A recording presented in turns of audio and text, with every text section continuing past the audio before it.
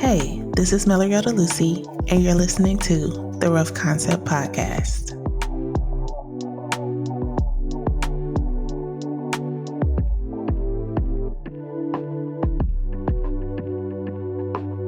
So we're here for those who are listening that don't know who you are, or this is their first time hearing about and from you.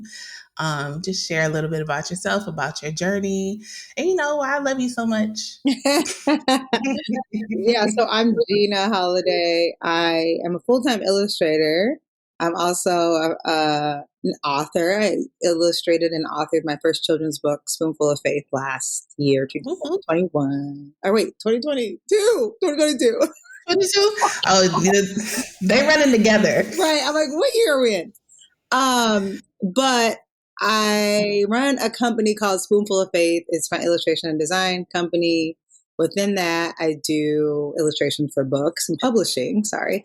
I also run my own online shop and work with small business owners on illustration projects. And then I also license my artwork and sell my artwork on products that are sold at retail stores across the nation. So that's a little bit about my work, about my physical business, but the art that I create centers women, Black women, women of color in a joyful, whimsical, restful imagery. And that's really important for me. And that is weaved with encouraging, uplifting words of encouragement, many of them based on my faith and scriptural reference.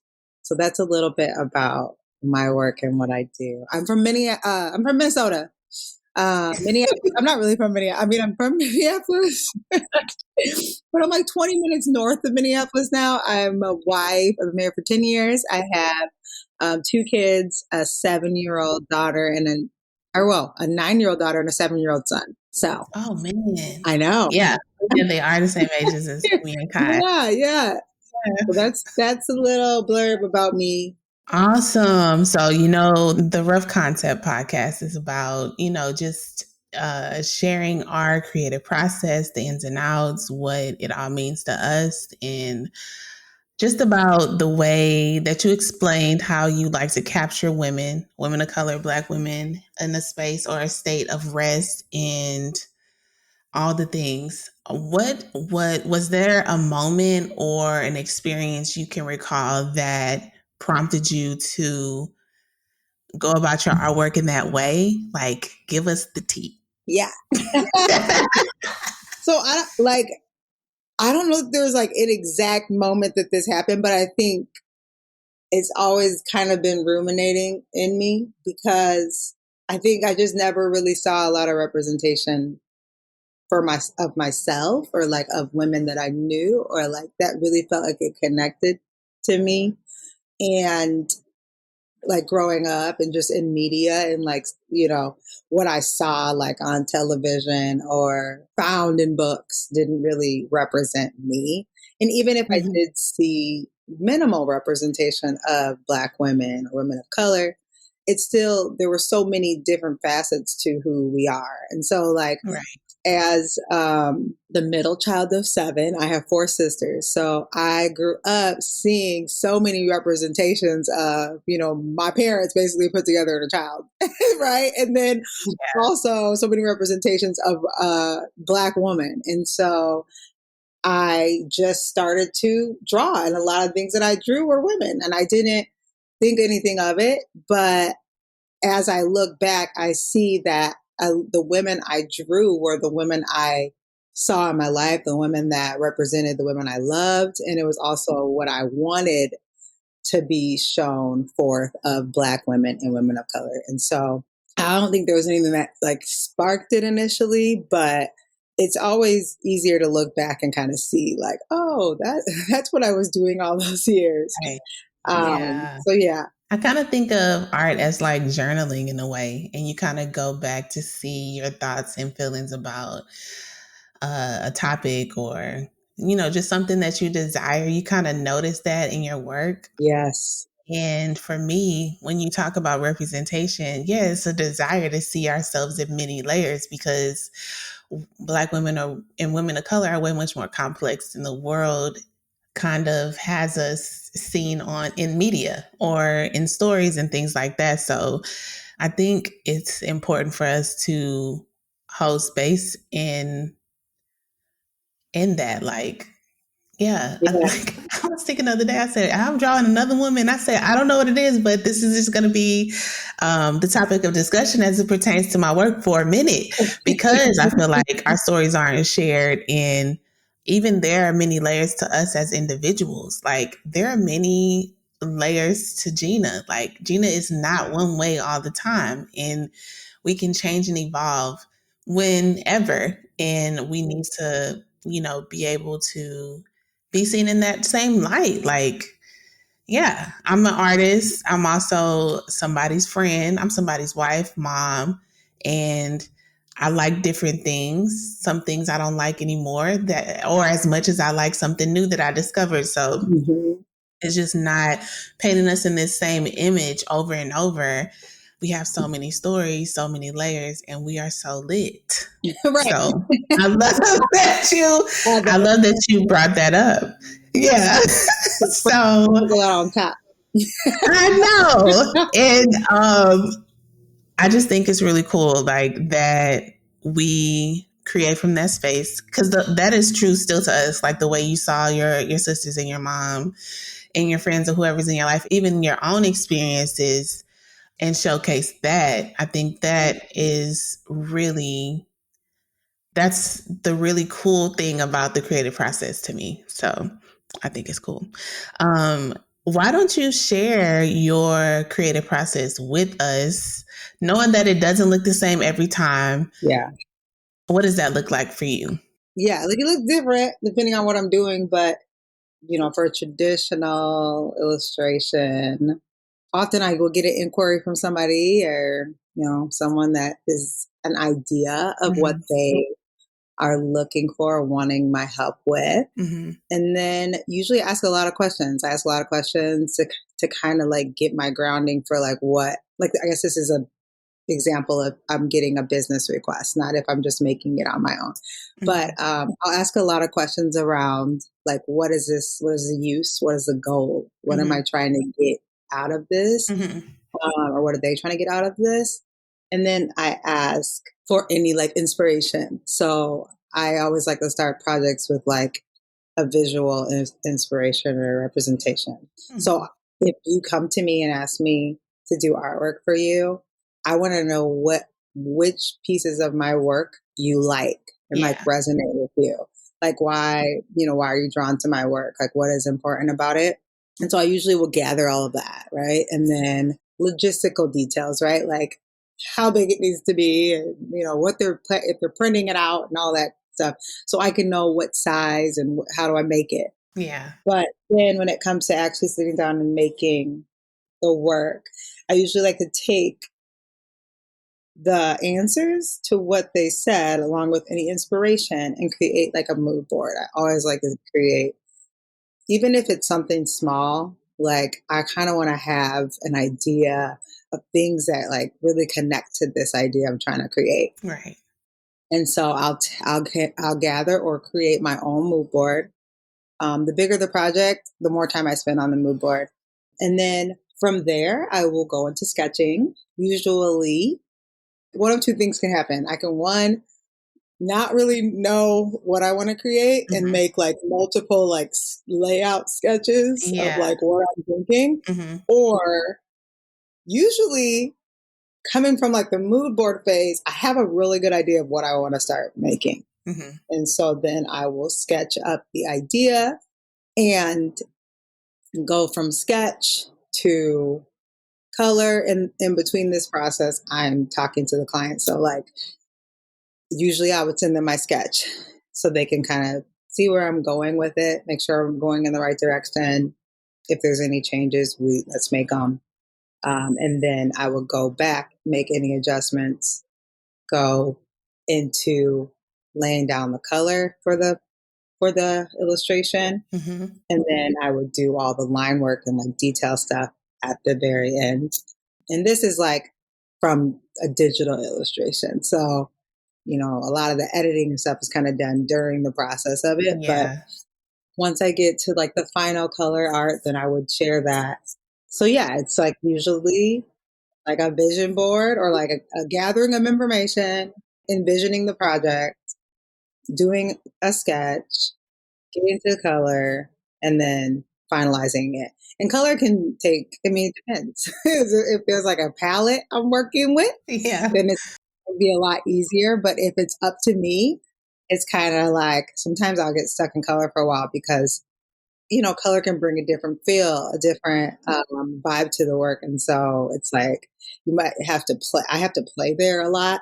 Mm-hmm. Um, and so that can take me a little bit longer, or sometimes I get stuck where I like two or three of something, but I don't want to send like too many ideas to the client because that can get you in a problem right there. Yeah. And so I have to kind of sit and decide and like edit and decide what I'm going to send. And so that's kind of, and then yeah, I send it off, and when it is digital, the client can, depending on what changes they're making, they might, if they need to make changes to the color, they will. Mm-hmm. Um, Usually there's not too many changes that round, but if it's digital, it's a lot easier. So that is pretty standard process for illustration, What digital illustration. What about when you create for yourself? Yeah. So if I'm creating for myself, the process I would say is similar, but it starts from a different place. So like usually it'll start from like journaling or maybe something that I'm meditating on, or like a thought that I can't kick, or like a scripture that is just staying with me, teaching me lots of things, or a word or something like that. Maybe I'm feeling inspired by like the season, right? Of like, oh, it's spring or it's summer, and I'm feeling inspired to like make something during that time.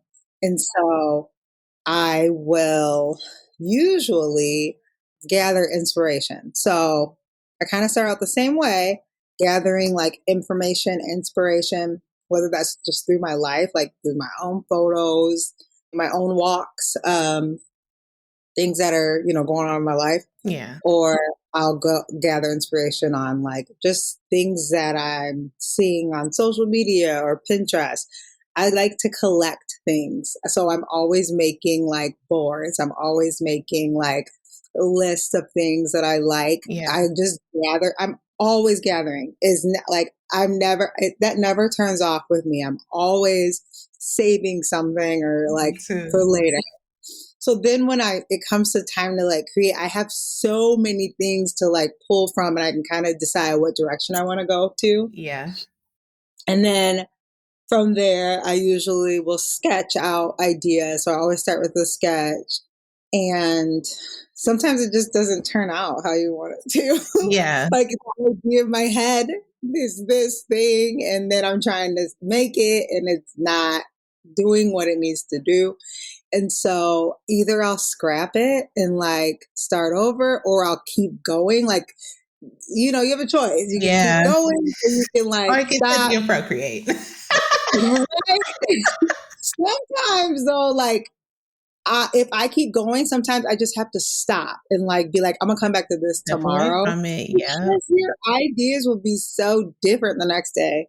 And so I would say like the actual logistics of doing the illustration is the same, but like where I gather the inspiration and how I began it Mm-hmm. is different. And then when it's something I make for myself, I take more time with it, unless it's just like an idea that's just dropped. If it's an idea that's like, make this right now, I can just get it done. Right. Yep. But if it's like something that I'm like been ruminating on, I want to like to be a certain way, it's not coming out, I can take my time with it and I can come back to it, and I don't have to rush it. And so the Yeah. process is so much longer. So yeah, there's some big differences between like working or doing it for someone and then like just creating for the sake of creating. Yeah, it's so different. I feel like too, I love those moments when I get inspired by something and I finish an illustration within like an hour or so or in one Yes. day, and it's like cleansing in a way. You know what I'm saying? Like whatever feeling that is, like you're unleashing it. It's kind of, again, like journaling, like you putting it out on paper and it just feels good when you're done. I just feel lighter. I was just Yeah. telling Kevin this yesterday. I said, one thing I need to make sure that I do every day, I need to make sure that I work out and I need to make sure that I create. And I was like, those two things are really important. So, obviously, all the other things in life will be a part of that, like devotion and all of that. And, Right. but I was like, man, those two things, like I need to make sure that I'm adding it to my list as if it's like brushing my teeth. Like, Yeah. this is Yeah. something Like you it's a do every priority. day, right? Mhm. But Mhm. when you brought up being in the zone or like just kind of like low key out of body, when you can just think of something and be really like prompted and driven by that inspiration and get it done. And it's like you're so proud of it. I love those Mhm. moments. They don't come all the time, but when they do, I'm like, everybody out. Or I'm just like, Yeah, like you have to let me run. catch you. Yeah. So I love that. What would you say is your favorite part of the creative process? Probably the envisioning, like the mood boarding, because I am like I'm just a visionary person, so I like to see. So like the ideation, Hmm. brainstorming, dreaming up the ideas of where I'm going is probably my favorite part of the process. And then on a flip side, I would say like another thing that kind of relates to that, and that's probably why I like it a lot, is like whenever I try like new mediums, like new things, like that's Yeah. always really fun because it's like new thoughts, new ideas, new brainstorming, new Yeah. vision. And I think that's why I really love that part of the process, like the beginning of it. There's Mhm. something like that sparks in the beginning of it. And Yeah. that's where all your like adrenaline is like, like when you're starting it, right? Yeah, I feel like a kid again. You know how you just forget, like not that I forget, but Mhm. when the kids are like, "Oh, can I get lunch?" I'm like, "Oh yeah, Yeah, exactly. oh yeah, my bad. We're off schedule." Like you just get lost in it. That Yes. is it. Like I know it's a lot of things that I've been wanting to dabble in. I think like ceramics and air dry clay has been something I'm like, oh, I just got a kit. Yes. I know I just got a kit and I really want to start. I really need to just do it because like when you start something new. Speaking of starting something new, that can, as exciting as it is, I think sometimes I go into it wanting to be an expert. Yes. And that kind of like holds me up. And I think just being, curious and excited and giving yourself space to like kind of mess up a little bit and learn from your Mhm. mistakes and trial and error and everything kind of just gives you more space to enjoy it. And that's when the best work comes. Mhm. But I love your pots. I Yeah. thought about you the other day. Yeah, that was like I speak for very everybody when I say I love your pots because I know that was something that you wanted to just try, right? And yeah, everyone loved it. And I remember you had your project where you had to complete multiple pots, and you was like, "This is a lot of 75 pots." pots. Oh my god. Yes. I got hired after I did those pots. Somebody asked me if I would do 75 pots as an employee gift. And I was like, yeah. And then it just took over half of my summer. But I remember that you was like, "Girl, I went into this and I really liked it. Now I have to complete the 75 right. pots." But you did That's it, a and they whole other came out lesson of so me nice, saying huh? they did come out really well. But I was gonna say that's a whole other lesson of me saying no to things. But that's another lesson for another That's a day. whole situation, a whole conversation in itself.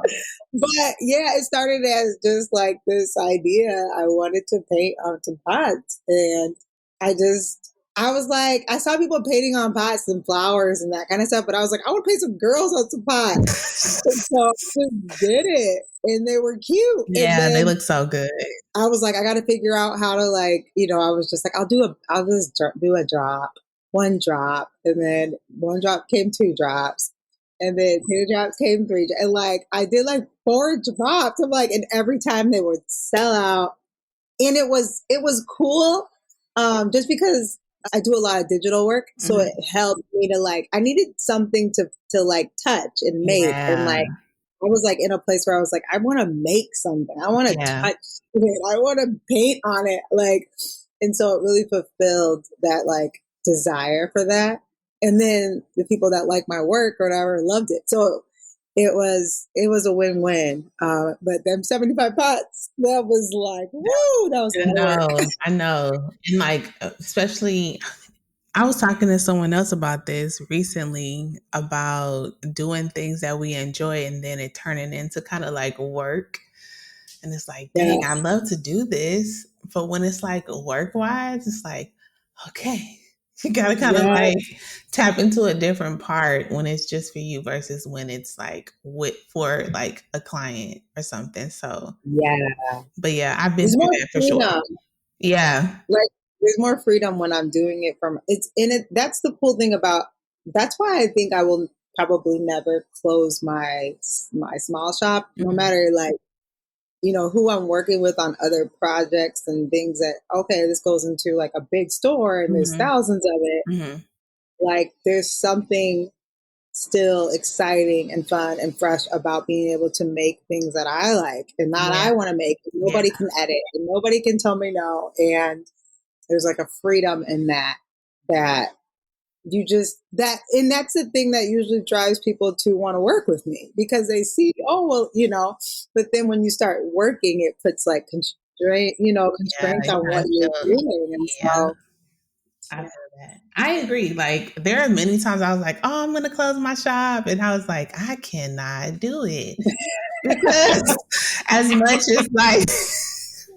You know how many times I say I think I'm gonna close my shop, yeah, and I never close it for that reason because there's like so much freedom. I can like sketch something up or illustrate something and put it out there and I'm like, oh yay, mhm, you know what I'm saying? It's like more freedom. I don't feel like I'm, confined to a particular look or color palette. And it's mhm, a blessing too when you can get clients that are like aligned and yes, to be in the headspace to create from what they want, like in the yes, same headspace, with their theme or the message they want to get across. That is like unicorn. Um, yeah, it is. so, but yeah, I wanted to go back to you wanting to get into something like a medium to feel and touch something and work with something versus digital. Because we talk about being digital artists and also working in other mediums and how I feel like I have been very spoiled when in terms of digital art sometimes that when I go to sketch I'm double tapping my paper. Like Yeah.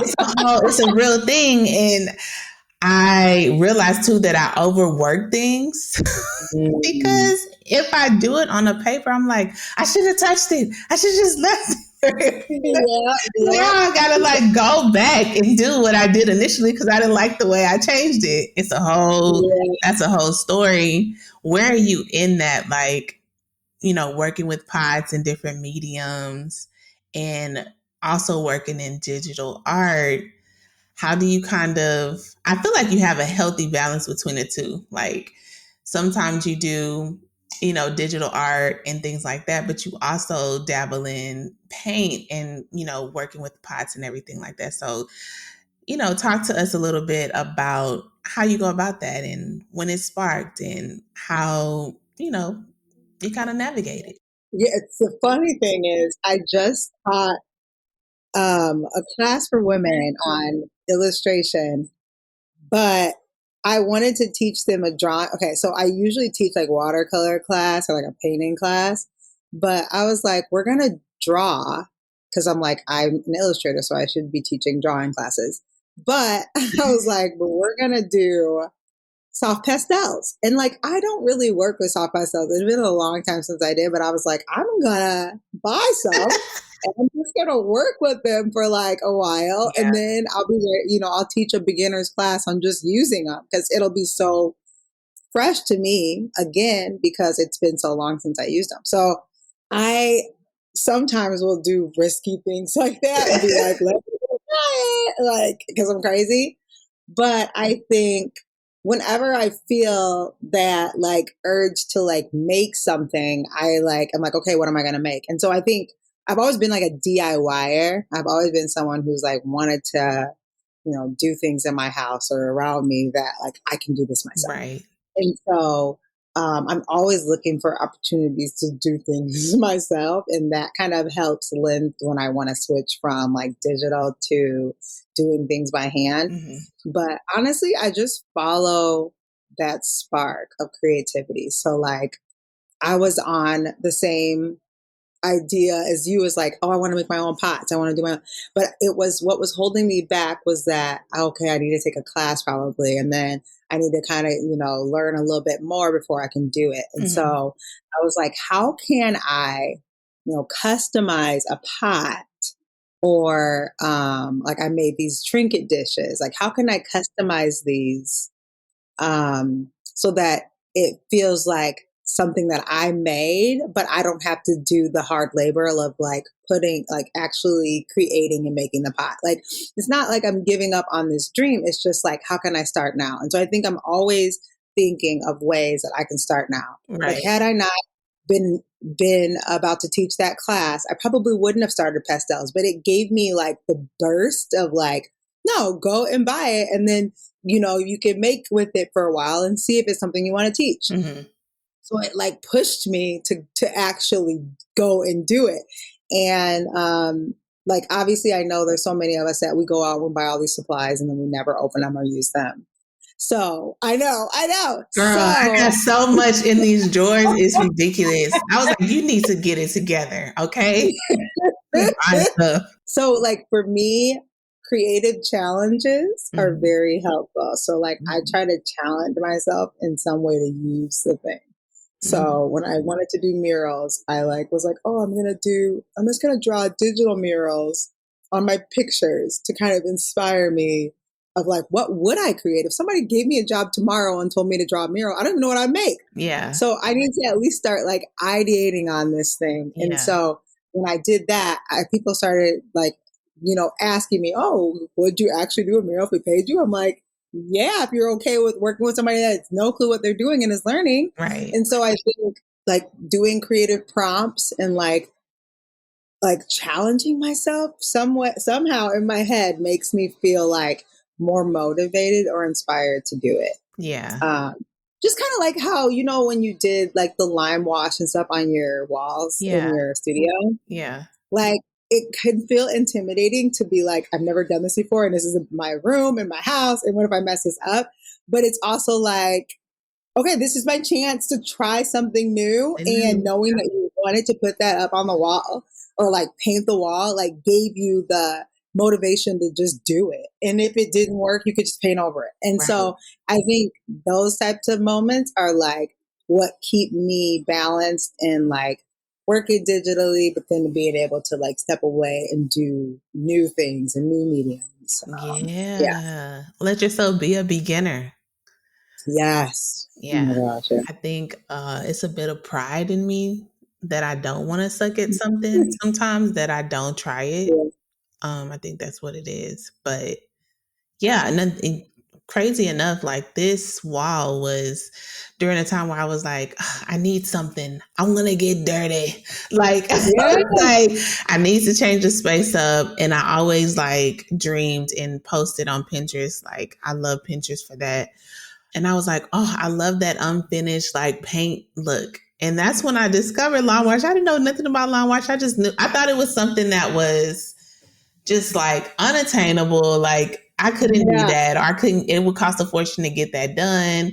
Maybe it's wallpaper. And I saw a video, I think, on Pinterest, which led me to the company that made the paint. And I saw them do it and I was like, oh yeah, bet, let's do it. And I think that unleashed like so much more out of me, like, oh, I can really create the space that I want for myself. I can really Mm-hmm. like make my home into like the dream home in my Pinterest board or in my head. So Yeah. I think those are just opportunities when you allow yourself to be a beginner to unleash so many other parts of, the process of you, of your journey, and like what you can attain or have or do. So Yeah. yeah, this wall is much more than a lawn watch wall. It's my girl. I'm a, she my girl. And that, Right. yeah, yeah. So I think, You inspired me though to like, because I want to do a lime wash in my house, but I don't. I think I want to do it on my fireplace, but I'm like trying to ooh, figure out. Yeah, that's what I'm yeah, gonna do.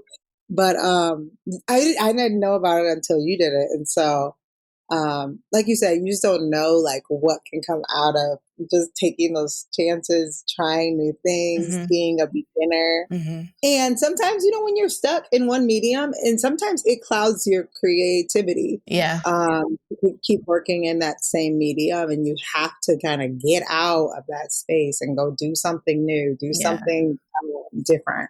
Yeah, that's so very true. Yeah, I think that's definitely a cap that I'm willing to unleash soon. But I think too, which is funny enough, that can happen in many, many other mediums that aren't like paints and sculpting and like this podcast that I was new to. And I think it like opened up a lot of um, mental doors Yeah. and emotional and spiritual doors for me. And it's like this new thing that I, you know, follow through with, that I'm enjoying, that like I think I will continue to do. So it's cool. I think we need to give ourselves permission to try new things and to, kind of suck at it first. So Yes. Yes. yeah, yeah, yeah. I wanted you to share your journey for your children's book. Okay. Yes.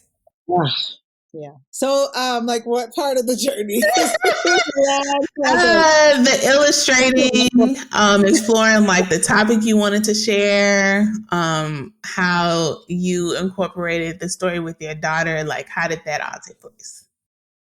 Yeah, so I was actually approached to write a book. It wasn't something that I had already like been sitting on, but the idea was let's look at the name Spoonful of Faith and kind of like see what we can create out of it. And so I knew I wanted to have my children be in the book Right. somehow. Like initially, I actually did try to make the book to incorporate like the whole family in it, but then I was like really pushed trying to like like I was stretching it in a way where it's like you're just trying to add people in. It's not going to be relevant. Right. So I just stuck with the mother and daughter kind of like story, and I for so long did a lot of mother illustrations when Mhm. I first like started sharing my work. So it felt really connected to like the beginning of my journey of illustrating and sharing illustrations. And so we're like, what do we come up with a recipe or like some type of like it felt like it needed to connect to food somehow. And Right. so the story is about a mom encouraging her daughter to have faith in her day as she starts a new day of school. Hmm. But the way that she encourages her is like walking her through a recipe of love and having faith and being brave. And so it's really cute. But then, like, children's book, writing children's books, there's only so much to say. Like, there's only so much you can say. Right. And you're like, the book was made, for a kid that's like 8 or younger. And so, we like the text is so important. There's only so many words you can use, and it's like really important. Initially, it wasn't a rhyming book. It wasn't until we went through a couple rounds of revisions that we were like, let's make it like kind of like rhyme. Yeah. And so, like, I would say the text was way harder than the illustration because illustration I was much more familiar with. Hmm. But on the other side of that, I had to do 32 like full page, full color, full bleed illustrations. So Oh, it was a lot of work. It took a very long time. And I was getting, and I had never gone through, like, I had worked with art directors and stuff on projects, but a lot of the illustration work that people will ask for, they're not asking for like 32 pages of artwork. They're asking for, like 1 to 5 pieces. If you get like a job that's like 10 pieces of work, that's a lot of work. And yeah, so, we're looking at 30 plus illustrations. And so, I'm working with the creative team and art director and all that. And, they're critiquing me on like, okay, her head is tilted kind of weird in this one. Like, let's move this. And oh, she needs to look upset here and she needs to look more upset, and yeah. things that I just wasn't used to getting feedback on. Mm, That was like driving me nuts because I was just used to like working on a few pieces at a time, so I could sit there and spend all this time like yeah. pouring into this one piece. And here I was trying to get 30 some illustrations done in whatever time frame it was, and Mm, it just felt like I felt like I was in revisions for so long. So I think that was different than what I expected. But once I turned in the final artwork, and initially when I turned in like the artwork spreads, because I had to send over like, so first I had to send over sketches or examples of what I thought the character was going to look mhm. like, to kind of get some ideas or approval on that. And then I had to send over like color palettes and how I would see the book kind Yeah. of playing out. And, initially they were like, yeah, this is too dark. It needs to be brighter. We need, and I'm like, brighter than what, Right. I'm telling them in my head about everything. Like, come Yeah. on, like, this is Yeah. what I want to hear. But they're coming from a perspective of like, we do kids books, Yeah. and when we print this, it's not going to be as bright as you think, and so I'm trying to like trust their expertise, but also know that they picked me because they trust my work, Yeah. and so like it's like a push and pull of both sides on that, and so you finally like nail down the color, and then then I do all the artwork, and Yeah. then there's critiques of the artwork, and then we finally get to the end. I turn in all the illustrations because all the text, like the story is always done first, so the story was done, Mhm. but I turn in all the artwork, and I just remember such a heavy burden like coming off of me, like it's done, I Yeah. don't care, like It's hopefully it works finished. out, Yeah. like like I don't want to see a book, I don't Yeah. want to see it. And the last part is the cover. So usually, that's they come back to you later, like, okay, it's time to do the cover work.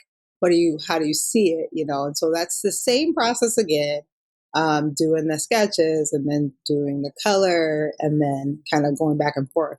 But you're only working on one piece. Now it's like one of the most important pieces because that's the Right. first thing anybody's going to see. Right. So they wanted to really capture the idea of the book, but then you also want it to be like exciting or something that you want to grab, attention grabbing. And so that is a process in itself.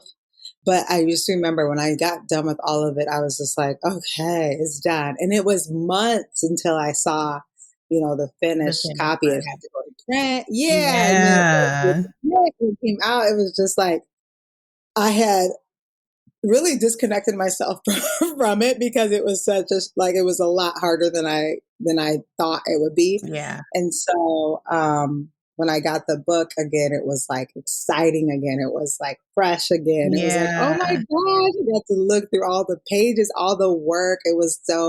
I felt like so accomplished and like, I can't believe I did this. Like I actually have a book. It's crazy. And so it was just a wild process. It was just wild. Yeah, it was, and Oh, it was a beautiful book too. And Emmy definitely stole both of my copies. So yes, I remember. I was We like, had to know okay, copy. like she loves that book though. She loves it, and I know that was Yeah, a really huge moment in your career, and it was beautifully done. Like it's thank on. I you. saw looking in, I was like, oh girl, you nailed this. You put your F in the back, and he was like, girl, it was a lot of work. But that was really cool to see you, have like put that book out, and like now you're an author, not only an artist but an author, and I think that's dope. Like super cool. Yes. All right, last Thank you. question. If you could tell or encourage or inspire yourself when you started this journey, your creative journey, what would you say to Jena? Ooh, I think I would tell myself, I would tell myself that like you're gonna get to where you like desire or where you think you're going, but to pay more attention to the little moments, the people around you, your village. As I think when I was first, beginning and starting out, I really wanted to be successful in illustration, and it was something that was like really exciting and fun for me. And I believed that God had sent me on this path to do it, and I needed to do it. I just needed to do it. Mhm. Whatever I could do, I needed to do it. And after now, it's been almost 10 years, 9 years, and I just learned that like if God set you on the path for it, He's gonna do it. And Yeah. like all of your might, all of your strength, all of the things that you put into it, like while it's good to be a hard worker, it is good to make sure that you're going for the things that He has for you. Like there's a balance that needs to be done. And like I didn't really have that balance for a long time. I overworked myself. I had burnout many times. Because I was just trying to push for this thing. And I would, and one thing that I get to do now is I get to have space. I make sure it's a priority for me to have space in my life, to have margin in my life, Hmm. to not overlook my family, to communicate better. All of these things I really wish I would have done or known to do in the beginning, Yeah. because I think it would have made my work even more fulfilling in the moment, in the present. Yeah. Whereas, I can look back at so many things I've done, and I remember like some of the work. I'm like, oh, that was good, but I remember some of those times making that and not really being in the present of that moment, and just trying to get through the project or just trying to get through the time. Whereas now, there's so much more intentionality in what I create Hmm. because I'm present when I'm making it. Yeah. So there's it like I would tell her to be present Yeah. wherever you're at, be where you are, Hmm. and like use that to help inspire and encourage your creativity. Don't try to like dismiss it and hope for the next thing, Yeah. but use what you have right now and use where you're at right now to be present and inspire what you create. So that's what I think, yeah, That's would a be helpful. word. I always tell people whenever we had that conversation, you was like, God is well connected. Like I am not Yes. out here trying to run myself ragged behind the things, that I see or wanna do. And, so that's just a great reminder because it can get really that urgency, that sense of urgency, and like, oh, these are all the things that I want to do and attain and like have, or the people I want to work with, the brands I want to work with, that we can just be looking at that thing and there's so much life happening in front of us. So I think that's Yes. a great reminder to all of us, especially as like artists that are, creating as their career, like to be present in all of your moments, your accomplishments, small or large, Mhm. whatever that looks like to you, to really just take it all in and bask in that. Than to be looking over it to try and get to the next thing. So that's a word, Yes. as always, and I love it. So thank you again for coming here and sharing, your art, yourself, your work, and your journey with us, and let people know where to find you. Yeah, so you can find me on Instagram at A Spoonful of Faith. I'm also at Spoonful of Faith Studio on Instagram. And then otherwise, you can find me at spoonfulofaith.com. It has links to everything, including my shop. So, Woo! And check out that blog because it's lit. Well, thank you again, Gina, for being here. And I love you so much. And have a good rest of your day. thank you. Thanks so much for having me. Thank you so much for joining me. I hope that today's discussion sparked your creativity and inspired you to embrace your unique journey. Don't forget to share your thoughts, stories, and creations with me. Be sure to subscribe so you don't miss out on any future episodes. Leave a review, and let's continue to support and inspire one another on this incredible journey. Until next time, keep creating.